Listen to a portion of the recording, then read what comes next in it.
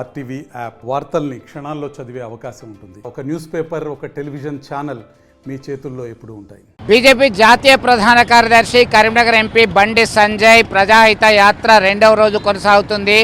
నిన్న మాతృమూర్తికి పాదాభివందనం చేసిన తర్వాత కొండగట్టు ఆంజన్న ఆలయ ప్రాంగణంలో ప్రత్యేక పూజలు చేసి మేడిపల్లి మండల కేంద్రం నుంచి తన యొక్క యాత్రను స్టార్ట్ చేశారు.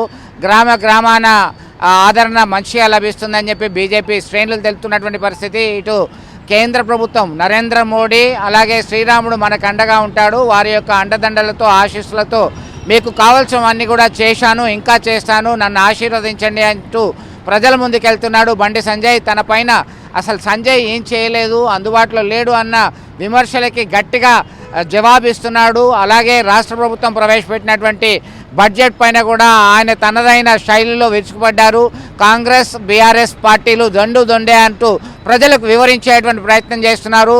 లోక్సభ నియోజకవర్గ పరిధిలో 12,000 కోట్ల రూపాయలు నిధులతో అభివృద్ధి సంక్షేమ పనులను చేపట్టానని చెప్పేసి ప్రజలకు వివరించేటువంటి ప్రయత్నం చేస్తున్నారు.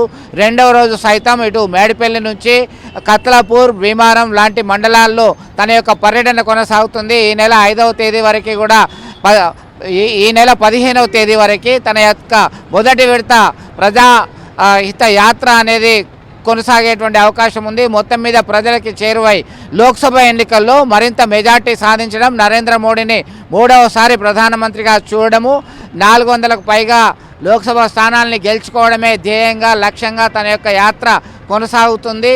ఇది దేశవ్యాప్తంగా భారతీయ జనతా పార్టీకి ప్రజల యొక్క ఆశీస్సులు ఉంటాయి, అండగా ఉంటారు, ఖచ్చితంగా విజయం సాధిస్తారు అంటూ ప్రజలకి వివరిస్తూ అందరితో చిన్న పెద్ద ముసలి ముతక ఆడ మగ అనేటువంటి తేడా లేకుండా అందరినీ కలుస్తూ ఆప్యాయంగా పలకరిస్తూ నేను మీకుంటాను, నన్ను ఆశీర్వదించండి అంటూ ముందుకెళ్తున్నటువంటి పరిస్థితిని మనం గమనించవచ్చు. మరిన్ని వీడియోస్ కోసం ఛానల్ ని సబ్స్క్రైబ్ చేయండి, లేటెస్ట్ అప్డేట్స్ కోసం వాట్సాప్ ఛానల్ ని ఫాలో చేయండి అండ్ లింక్ డిస్క్రిప్షన్ లో ఉంది.